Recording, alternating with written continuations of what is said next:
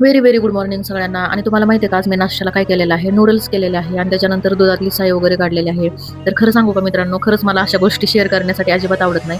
कारण ते तुम्ही व्हिडिओमधून बघतच असता. मला तरी असं कुठेतरी वाटतं ना, की जे काही मोटिव्हेशन व्हिडिओ असतात आणि ज्या गोष्टी तुम्हाला माहीत नसतील, त्या तुमच्याशी शेअर केल्या तर त्याचा कुठेतरी उपयोग होतो. आणि म्हणजे एवढा व्हिडिओ मी टाकते, तर त्याच्यातून काहीतरी थोडंसं म्हणजे तुम्हाला पण घेता आलं पाहिजे आणि मला पण कुठेतरी असं वाटलं पाहिजे, की मी पण काहीतरी चांगलं काम करते एक प्रकारे.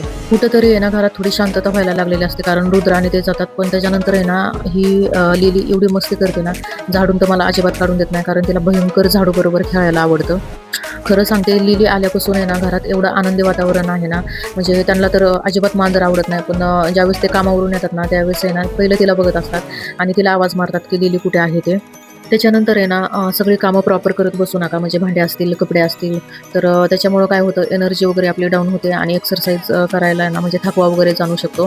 तर थोडंसं हलकं मी इकडे मला एक्सरसाइज वगैरे करायची असते, म्हणून फरची आणि हलका किचन वाटा वगैरे साफ केलेला आहे.